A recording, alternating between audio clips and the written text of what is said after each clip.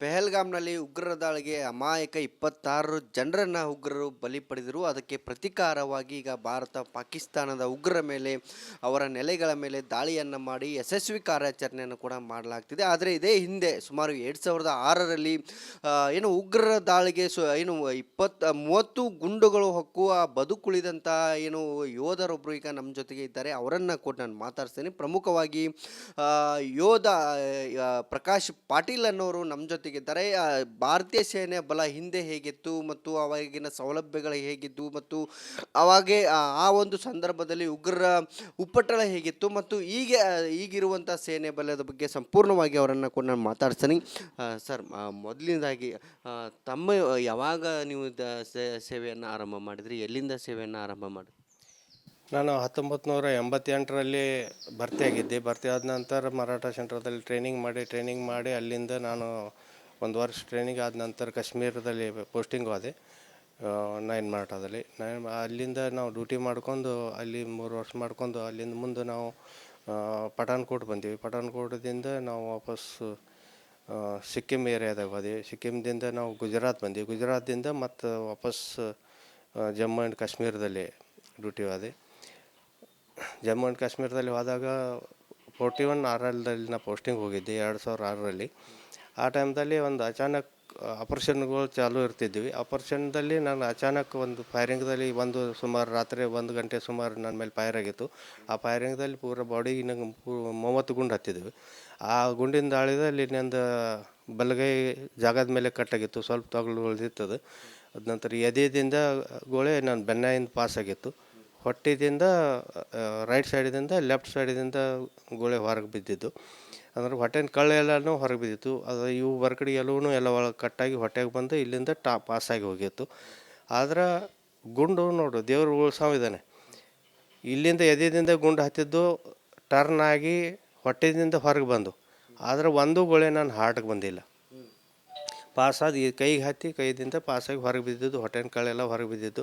ಅದ ನಂತರ ಆ ಸಿಚುವೇಶನ್ದಾಗ ಇಷ್ಟು ಗಂಭೀರ ಸಿಚುವೇಶನ್. ಅಲ್ಲಿ ನಾವು ಏನು ರಾತ್ರಿ ಮಾತಾಡೋಂಗಿಲ್ಲ, ಆವಾಜ್ ಮಾಡೋಂಗಿಲ್ಲ, ಏನು ಬೆಳಕು ಅನ್ನೋದು ಏನು ಮಾಡೋಂಗಿಲ್ಲ, ಟಾರ್ಚ್ ಅದು ಹಚ್ಚೋಂಗಿಲ್ಲ. ಈ ಪರಿಸ್ಥಿತಿಯಲ್ಲಿ ನನ್ನ ಹತ್ರ ಮೊದಲದಿಂದ ಕಂಪ್ನಿಗೆ ಖಬರ್ ಕೊಟ್ಟೆ ಈ ಜಾಗದಲ್ಲಿ ಫೈರ್ ಆಗೈತಿ, ನನ್ನ ಪೂರ ಬಾಡಿದಾಗ ಗುಂಡು ಹತ್ತಿದ್ದವು, ಎದೆದಾಗ ಗೋಳೆ ಹತ್ತಿದ್ದವು. ತುರಂತ ನಾನು ಹಾಸ್ಪಿಟಲ್ ವ್ಯವಸ್ಥೆ ಮಾಡಿರಿ ಮತ್ತು ನಂದು ರಕ್ತದ ಭಾಳ ಹೊಂಟೈತಿ, ರಕ್ತ ಹೋಗೈತಿ ಮತ್ತು ನಂದು ರಕ್ತ O ಪಾಸಿಟಿವ್ ಐತಿ, ರಕ್ತ ತೆಗಿ ವ್ಯವಸ್ಥೆನೂ ಮಾಡಿಡ್ರಿ, ಎಲ್ಲ ಕ್ಲಿಯರಾಗಿ ಮೆಸೇಜ್ ಕೊಟ್ಟಿನಿ ನಾನು. ಅದ ನಂತರ ನಾವು ಹುಡುಗರನ್ನ ಕರೆಸಿ ನಮ್ಮ ಹತ್ರ ಇಕ್ವಿಪ್ಮೆಂಟ್ ಇರ್ತಾವೆ. ಅದ ನಂತರ ಫಸ್ಟ್ ಏಡ್ ಇದ್ದಿರ್ತಾವೆ. ಆ ಫಸ್ಟ್ ಏಡ್ದಿಂದ ನಾನು ಹೊಟ್ಟೆನ ಕಳೆಲ್ಲ ಹೊರಗೆ ಬಿದ್ದಿಂದ ಅದನ್ನು ಸ್ವತಃ ನಾನು ಎತ್ತಿ ಒಳಗೆ ಹಾಕ್ಕೊಂಡು ಫಸ್ಟ್ ಏಡ್ ಮಾಡ್ಕೊಂಡು ಅಟೋದನ ಗಾಡಿ ಬಂತು. ಅಲ್ಲಿಂದ ನಾವು ಕೆಲವೊಂದು ಸಮಯ ನಡೆದ್ವಿ. ಅಲ್ಲಿಂದ ಬಂದು ನಾನು ಬಂದು ಸ್ಟ್ರೆಚರ್ ಬೇರೆಯಲ್ಲಿ ಗಾಡಿಯಲ್ಲಿ ಹಾಕ್ಕೊಂಡು ಕುಪ್ವಾಡ MRMದಲ್ಲಿ ತಂದರು. MRMದಿಂದ ಅಲ್ಲಿ ನಾನು ಸ್ಟೇಟ್ಮೆಂಟ್ ಮಾಡ್ಕೊಂಡು ಅಲ್ಲಿ MRMದಾಗೂ ಹೇಳಿದ್ದೀನಿ. ಅಲ್ಲಿ ಯಾರಿಗೂ ತಿಳಿತಾ ಇಲ್ಲಕ್ಕೆ ಏನು ಮಾಡ್ಬೇಕಂತೇಳಿ ಎಲ್ಲ ರಕ್ತದಿಂದ ನಾನು ತೋತಿದ್ದೆ ಮೇ. ಅಲ್ಲಿ ಡಾಕ್ಟರ್ ಸಾಬಿಗೆ ಹೇಳಿದೆ. ನಾನು ಯಾವುದು ಸರ್, ಏನು ಕಾರ್ಯಾಚರಣೆ, ಏನು ಉಗ್ರ ದಾಳಿ ಮಾಡಿದ್ದೇನೆ ಅಥವಾ ಪಾಕಿಸ್ತಾನ ಸೇನೆ ದಾಳಿ ಮಾಡಿತ್ತಾ? ಸೇನೆ ಇಲ್ಲ, ಉಗ್ರ ದಾಳಿ. ಅಚಾನಕ್ ಅದು ಫೈರಿಂಗ್ ಆಗಿತ್ತು ರಾತ್ರಿಗೆ. ಆ ಫೈರಿಂಗ್ದಾಗ ಗೋಳೆ ಹತ್ತಿದ್ದು ನಾವು. ಅದ ನಂತರ ನಾ 2 ಜನ ಗಾಯದಾಗಿದ್ದು. ನನ್ನ ಎದೆಗೆ ಹತ್ತಿ ಬೆನ್ನಾಗಿಂದ ಪಾಸ್ ಆದ ಗೋಳೆ ಹಿಂದಿನವ್ರಿಗೆ ಹತ್ತಿತ್ತು. 2 ಮಂದಿ ಕ್ಯಾಜುಯಾಲಿಟಿ ಆಗಿದ್ದು. ಅದರಲ್ಲಿ 4 ಮಂದಿ ಸೇಫ್ ಇದ್ದರು. ಅವರೆಲ್ಲ ನಮ್ಮ ವ್ಯವಸ್ಥೆ ಕರ್ಕೊಂಡು ಬಂದು ಹಾಸ್ಪಿಟಲ್ ಮೂಡಿಸೋ ವ್ಯವಸ್ಥೆ ಮಾಡಿರೋದು. ಹಾಸ್ಪಿಟಲ್ ಬಂದು ಡಾಕ್ಟರ್ ಕೂಡ ಮಾತಾಡಿದ್ದೀನಿ ನಾನು. ಈ ಪರಿಸ್ಥಿತಿಯಾಗ ಹಿಂಗೆ ಆಗೈತಿ ಮತ್ತು ನನ್ನ ಕಳ್ಳೆಲ್ಲ ಹೊರಗೆ ಬಿದ್ದಿತ್ತು, ಅದನ್ನೇನು ಬಿಚ್ಚಬೇಡ್ರಿ, ಇದ್ರ ಮ್ಯಾಗ ಮತ್ತು ಫಸ್ಟ್ ಏಡ್ ಮಾಡ್ಕೊಂಡು ನಾನು ಮುಂದಿನ ಹಾಸ್ಪಿಟಲ್ ಕಳಿಸ್ರಿ ಅಂತೇಳಿ, ಆಪ್ರೇಷನ್ ಕಳಿಸ್ರಿ ಅಂತೇಳಿ ಹೇಳಿದ್ದೀನಿ. ಅಲ್ಲಿಂದ ನಾನು ದುರ್ಗಮಲ್ಲ ಹಾಸ್ಪಿಟಲ್ ಕಳಿಸಿದ್ರು. ದುರ್ಗಮಲ್ಲ ಹಾಸ್ಪಿಟಲ್ದಾಗ ಹೋಗಿ ನಂದು ಕೈ ಏನಿತ್ತು ಅದು ಕಟ್ ಮಾಡಿ ತೆಗೆದ್ರು. ಅಲ್ಲಿ ಕೈ ಅಂದ್ರೆ ಅದನ್ನ ಉಳಿಸೋ ಪರಿಸ್ಥಿತಿ ಇದ್ದಿರ್ಕಿಲ್ಲ, ಕಟ್ಟಾಗಿತ್ತು. ಅದನ್ನ ಕೈ ಚಾಕೋದಿಂದ ಕಟ್ ಮಾಡಿ ಮತ್ತೆ ನೀವು ಸರ್ವಿಸ್ ಮಾಡಿರಿ ಆಮೇಲೆ? ಅಲ್ಲಿ ಏನು ಆ ಮೇನ್ ಇದೆ ಅದನ್ನು ನೋವು ಕಂಟ್ರೋಲ್ ಭಾಳ ಮಾಡಿದ್ದೀನಿ ನಾನು. ಯಾಕಂದ್ರೆ ಆ ನೋವು ಇಲ್ಲ ಅಥವಾ ಅಂಜಿ ನಾನು ಸಾಯ್ತೀನಪ್ಪ ಅಂತೇಳಿ ಒಂದು ಮಾನಸಿಕ ಆಗ್ತಿತ್ತಂದ್ರೆ ಅಲ್ಲೇ ಜಾಗದ ಮೇಲೆ ಸಾಯ್ಬೋದು. ಆದ್ರೆ ನನಗೆ ಯಾವುದೋ ಪರಿಸ್ಥಿತಿಯಾಗ ಉಳಿಬೇಕು, ಇದರಿಂದ ನಾನು ಹಿಮ್ಮತ್ತು ಒಂದು ಮಾಡ್ಕೊಂಡು ದೇವ್ರ ಆಶೀರ್ವಾದ ಇತ್ತು. ಅದಕ್ಕೆ ನಾವು ಇಷ್ಟೆಲ್ಲ ಹಿಮ್ಮತ್ತಿಂದ ಮಾಡಿದ್ದೀವಿ. ಟ್ರೈನಿಂಗ್ದಾಗೂ ನಮ್ಗೆ ಕಲಿಸಿರ್ತಾರೆ. ಏನೋ ಬೇಕಾದಂಥ ಪರಿಸ್ಥಿತಿ ಬಂದ್ರೂ ಅದನ್ನು ನಿಸ್ತರಿಸೋಟ್ ನಿಮ್ಮದಂಡೆ ಶಕ್ತಿ ಇರ್ಬೇಕಂತೇಳಿ ನಮ್ಮ ಟ್ರೈನಿಂಗ್ ಅಷ್ಟು ಹಾರ್ಡ್ ಇದ್ದಿರ್ತೈತಿ ಅದ ನಮ್ಮ ಶಿಕ್ಲಾಯಿ.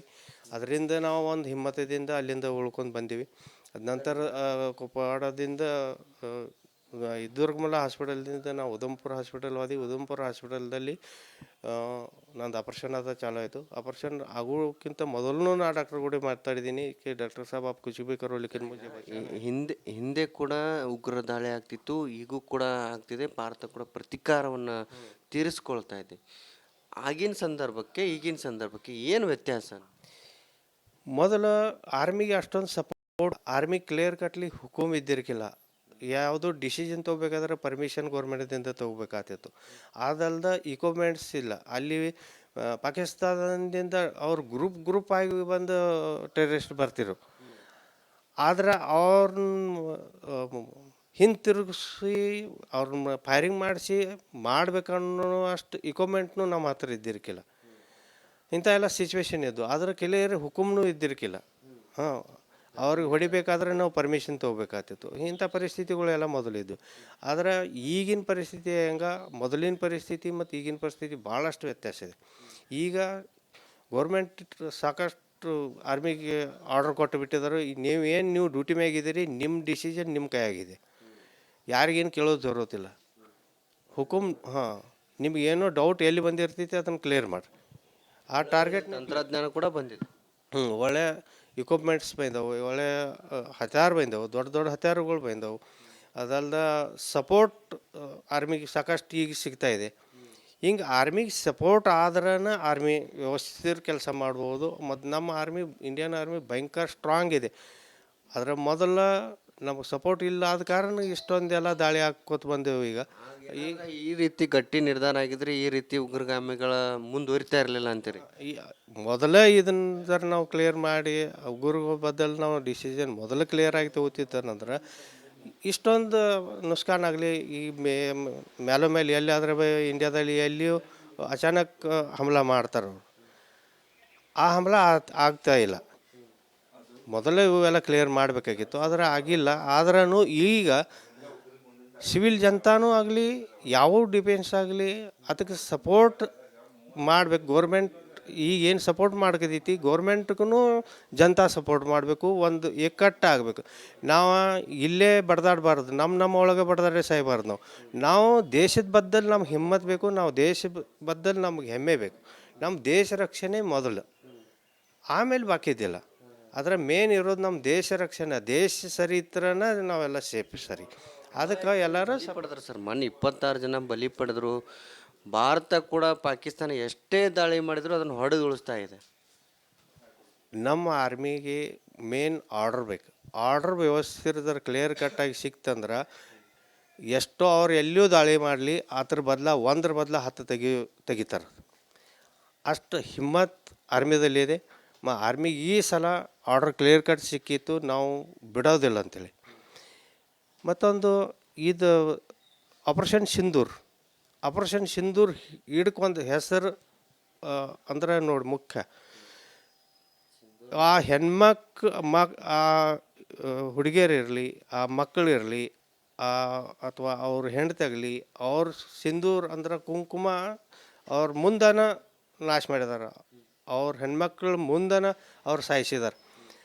ಅದಕ್ಕೆ ಆ ಹೆಣ್ಮಕ್ಳದ್ದು ಪರಿಸ್ಥಿತಿ ನೋಡ್ಕೊಂಡು ಅವ್ರು ನೋವು ತಿಳ್ಕೊಂಡು ಗೌರ್ಮೆಂಟ್ ಆಗಲಿ ಆರ್ಮಿ ಆಗಲಿ ಇದಕ್ಕೊಂದು ಆಪ್ರೇಷನ್ ಇಡೋದಕ್ಕೊಂದು ಹೆಸರು ಅಂದ್ರೆ ಸಿಂಧೂರ್ ಅಂಥೇಳಿ ಹೆಸರು ಇಟ್ಟಿದ್ದರು. ಮತ್ತು ಸಿಂಧೂರದಲ್ಲಿ ಎಷ್ಟು ತಾಕತ್ತಿದೆ ಅನ್ನೋದು ಈ ಸಲ ತೋರಿಸಿದಾರೆ ಅವರು. ಭಾರತ ಮತ್ತು ಪಾಕಿಸ್ತಾನ ಯುದ್ಧದ ಕಾರಮೋಡ ಆ ರೀತಿ ಸೃಷ್ಟಿಯಾಗಿದೆ. ಪ್ರಧಾನಿ ಮೋದಿ ಅವರಿಗೆ ತಾವೇನು ಹೇಳ್ತೀರಿ? ಈಗ ಒಂದು ಒಳ್ಳೆಯ ಸಂದರ್ಭ ಬಂದಿದೆ, POKನ ವಶಪಡಿಸ್ಕೊಳ್ಬಹುದು ಅನ್ನೋ ಚರ್ಚೆಗಳು ಕೂಡ ಆಗ್ತಿದೆ. ಏನು ಹೇಳ್ತೀರಿ ತಾವು ಮಾಜಿ ಯೋಧರಾಗಿ? ಮೋದಿ ಸರ್ಕಾರಕ್ಕೆ ನಾವು ಮೆಸೇಜ್ ಕೊಡೋದಂದ್ರೆ ಇಂಥ ಏನು ಸಣ್ಣ ಪುಟ್ಟ ಏನು ದಾಳಿಗಳು ಹಾಕದವಲ್ಲ, ಈಗಂತೂ ಮಾಡಿದಾರೆ, ಇದು ಬೆಹತರೀನ್ ಆಗಿದೆ ಕೆಲಸಂತೂ ಪವರ್ಫುಲ್ಲಾಗಿ. ಆದರೆ ಇನ್ನೂ ಇದ್ದಾರೆ ಅವರಲ್ಲಿ. ಅವ್ರು ಇದ್ದದ್ದು ಉಗ್ರಗಳು, ಮೇನ್ ಉಗ್ರ ಅಡ್ಡೆಗಳೆಲ್ಲ ನಾಶ ಮಾಡಬೇಕು ಅಲ್ಲಿಂದ. ಅದಲ್ದ ಪಾಕಿಸ್ತಾನ ಕ್ಲಿಯರ್ ಮೆಸೇಜ್ ಕೊಡಬೇಕು ಕಿ ನೀವು ಉಗ್ರರಿಗೆ ಸಪೋರ್ಟ್ ಮಾಡ್ರಿ ಅಂದ್ರೆ ನಿಮ್ಮದು ಪರಿಸ್ಥಿತಿ ಇದಾಕೈತಿ ಅಂತೇಳಿ. ಅವ್ರು ತಿಳ್ಕೊಂಡು ವ್ಯವಸ್ಥೆ ಬಂದರು ಅಂದ್ರೆ ಸರಿ ಆಕೈತಿ. ಇಲ್ಲ ಅಂದ್ರೆ ದೊಡ್ಡ ಪ್ರಮಾಣದಾಗ ಅವ್ರಿಗೂ ನುಸ್ಕಾನ್ ಜಲ್ಸೋ ಪರಿಸ್ಥಿತಿ ಬರ್ತೈತಿ ಈ ಸಲ. ಯಾಕಂದ್ರೆ ಭಾರತ ಇನ್ನ ತನಕ ಭಾಳಷ್ಟು ಸಹನ ಮಾಡ್ಕೋತ ಬಂದೈತಿ. ಪ್ರತಿಯೊಂದು ಇದರಲ್ಲಿ ಅವ್ರು ನಮಗೆ ನೋವು ಕೊಡ್ತಾ ಇದ್ದಾರೆ, ಅದನ್ನು ಸಹನ ಮಾಡ್ಕೋತ ಬಂದೈತಿ. ಇಲ್ಲಿಂದ ಮುಂದೆ ಅದನ್ನು ಸಹನ ಮಾಡೋ ಕೆಪಾಸಿಟಿ ಉಳಿದಿಲ್ಲ. ಯಾಕಂದ್ರೆ ಅಷ್ಟು ಸ್ಟ್ರಾಂಗ್ ನಮ್ಮದು ಆರ್ಮಿನೂ ಐತಿ, ಗೌರ್ಮೆಂಟೂ ಐತಿ ಸ್ಟ್ರಾಂಗ್, ಮತ್ತು ಗೌರ್ಮೆಂಟ್ ಫುಲ್ ಸಪೋರ್ಟ್ ಆರ್ಮಿಗೆ ಮಾಡ್ಕೊತೈತಿ. ಇದೇ ಸಪೋರ್ಟ್ದಿಂದ ವ್ಯವಸ್ಥೆ ಆಯ್ತಂದ್ರೆ ಪಾಕಿಸ್ತಾನದಲ್ಲಿ ಇರುವಂಥ ಏನು ನಕ್ಸಲ್ವಾದಿಗಳು ಇದ್ದಾರೋ ಆಟೋಮೆಟಿಕ್ಲಿ ಬಂದ್ ಆಗಬೇಕು, ಅವ್ರು ಬಂದ್ ಮಾಡಿಸ್ಬೇಕು. ಇಲ್ಲ ಅಂದ್ರೆ ಇಂಥ ದಾಳಿಗಳು ಮತ್ತೆ ಮಾಡಿ ನಾಶ ಮಾಡ್ಬೋದು ಅಂತ ಕ್ಲಿಯರ್ ಮೆಸೇಜ್. ಇದಿಷ್ಟು ಮಾಜಿ ಯೋಧ ಪ್ರಕಾಶ್ ಪಾಟೀಲ್ ಹೇಳ್ತಿರುವಂಥದ್ದು. ಪ್ರಮುಖವಾಗಿ ನಾವು ಇದ್ದಂಥ ಸಂದರ್ಭದಲ್ಲಿ ಸರಿಯಾದಂಥ ಎಕ್ರೂಟ್ಮೆಂಟ್ ಇಲ್ಲ ಮತ್ತು ಗಟ್ಟಿ ನಿರ್ಧಾರವನ್ನು ತೆಗೆದುಕೊಳ್ಳಲು ಕೂಡ ಆಗ್ತಿರಲಿಲ್ಲ, ಮತ್ತು ಸರ್ಕಾರ ನಮಗೆ ಆಗಿನ ಸಂದರ್ಭದಲ್ಲಿ ಸಪೋರ್ಟನ್ನು ಮಾಡ್ತಿರಲಿಲ್ಲ, ಮತ್ತು ಏನೇ ನಿರ್ಧಾರವನ್ನು ತೆಗೆದುಕೊಳ್ಬೇಕಾದ್ರೂ ಆಗ ಸರ್ಕಾರದವನ್ನು ಏನು ಅನುಮತಿಯನ್ನು ಪಡಲೇಬೇಕಿತ್ತು. ಆದರೆ ಈಗಿನ ಪರಿಸ್ಥಿತಿ ಆಗಿಲ್ಲ. ಜೊತೆಗೆ ತಂತ್ರಜ್ಞಾನಗಳು ಸಾಕಷ್ಟು ಮುಂದುವರೆದಿದೆ. ಪ್ರಧಾನಿ ನರೇಂದ್ರ ಮೋದಿ ಅವರು ಗಟ್ಟಿತನದ ಸರ್ಕಾರ ಇದೆ. ಜೊತೆಗೆ ಸೇನೆಗೆ ಕೂಡ ಪರಮಾಧಿಕಾರವನ್ನು ಯಾವುದೇ ರೀತಿಯಾಗಿ ಅಟ್ಯಾಕ್ ಮಾಡ್ಬೋದು, ನಮ್ಮ ಮೇಲೆ ದಾಳಿ ಮಾಡಿದಂಥ ಸಂದರ್ಭದಲ್ಲಿ ಅಟ್ಯಾಕ್ ಮಾಡ್ಬೋದು ಅನ್ನೋ ನಿಟ್ಟಿನಲ್ಲಿ ಪರಮಾಧಿಕಾರವನ್ನು ಕೊಡಲಾಗಿದೆ. ಜೊತೆಗೆ ಉಗ್ರಗಾಮಿಗಳ ಏನು ಪದೇ ಪದೇಯಾಗಿ ಈ ರೀತಿ ಅಟ್ಯಾಕನ್ನು ಮಾಡ್ತಿದ್ದಾರೆ, ಅದಕ್ಕೆ ಕಡಿವಾಣ ಹಾಕುವ ಕೆಲಸವನ್ನು, ಮತ್ತು ಅವರು ಎಲ್ಲಿಂದ ಬರ್ತಾರೆ, ಹೇಗೆ ಬರ್ತಾರೆ, ಮತ್ತು ಅವರು ಯಾರಿಗೆ ಸ್ಥಳೀಯವಾಗಿ ಅಲ್ಲಿ ಕೆಲವೊಂದಿಷ್ಟು ಜನ ಅವರಿಗೆ ಸಪೋರ್ಟನ್ನು ಮಾಡ್ತಾರೆ, ಅಂಥವ್ರನ್ನ ಹುಡುಕಿ ಹೊಡಬೇಕು, ಮತ್ತು ಅದನ್ನು ಪೋಷಣೆ ಮಾಡುವಂಥ ಪಾಕಿಸ್ತಾನಕ್ಕೂ ಕೂಡ ತಕ್ಕ ಪ್ರತಿಕ್ರಿಯೆ ಮತ್ತು ತಕ್ಕ ಶಾಸ್ತಿ ಮಾಡಬೇಕು ಅನ್ನೋ ನಿಟ್ಟಿನಲ್ಲಿ ಯೋಧ ಪ್ರಕಾಶ್ ಪಾಟೀಲ್ ಅವರು, ಮಾಜಿ ಯೋಧ ಪ್ರಕಾಶ್ ಪಾಟೀಲ್ ಅವರು ಹೇಳ್ತಿರುವಂಥದ್ದು. ಕ್ಯಾಮ್ರಾ ಪರ್ಸನ್ ಗುರುಪ್ರಸಾದ್ ಜೊತೆ ಮೈಲಾರ್ ಪಟಾದ್, ರಿಪಬ್ಲಿಕ್ ಕನ್ನಡ, ಬೆಳಗಾವಿ.